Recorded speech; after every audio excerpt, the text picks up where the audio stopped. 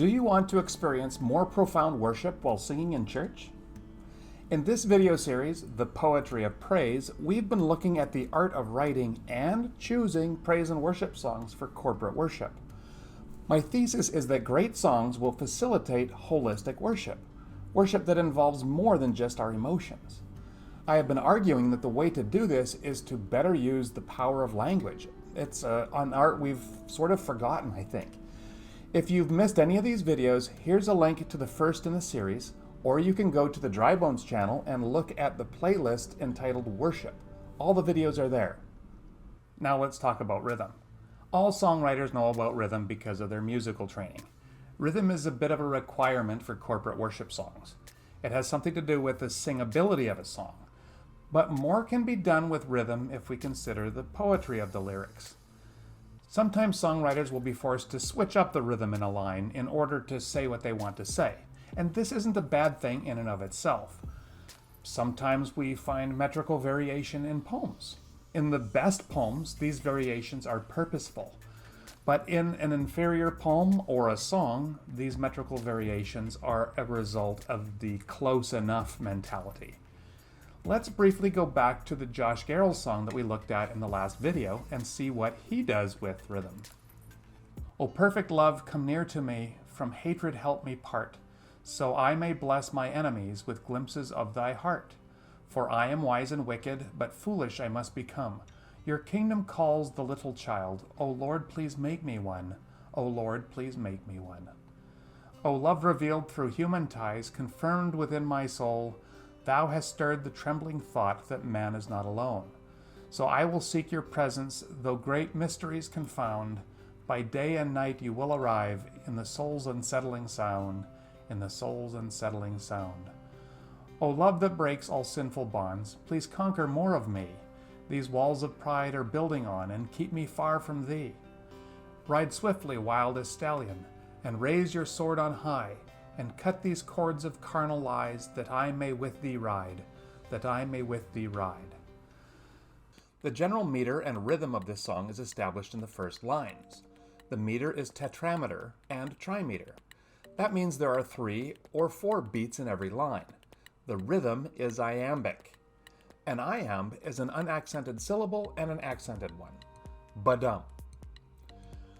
O perfect love, come near to me. Ba-dum, ba-dum, ba-dum, ba-dum. So every line has pretty much 3 or 4 iambs. But there's a twist.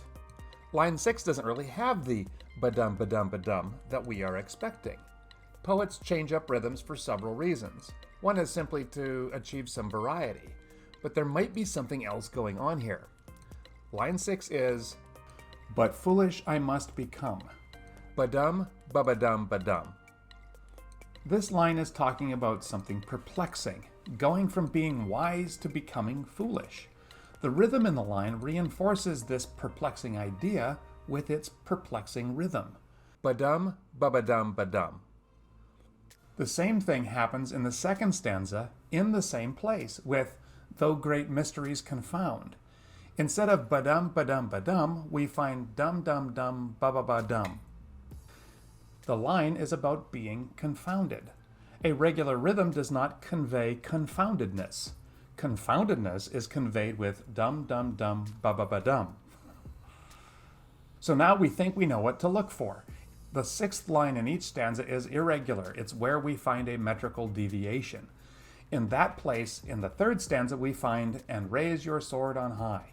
Ba-dum, ba-dum, ba-dum. This is no metrical variation. The rhythm is regular. What's going on?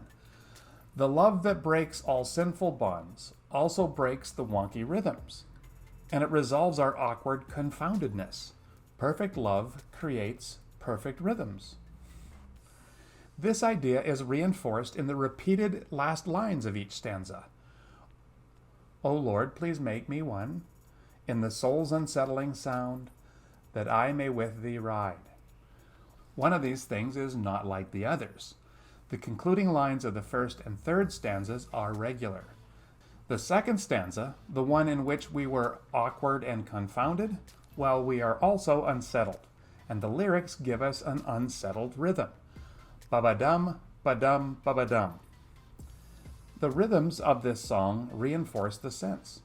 The mysteries of life and the sounds of my soul confound and unsettle, but the perfect love of God restores and comforts us.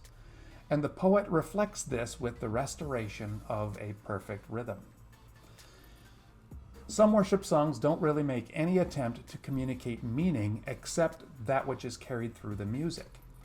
Some worship songs go a step further and attempt to communicate an idea, but they don't make much use of the powerful tools available to them. Poets utilize every possible resource to communicate an experience to their readers and to those who sing their songs, even the rhythms of the lines. Thank you, and we will see you next time.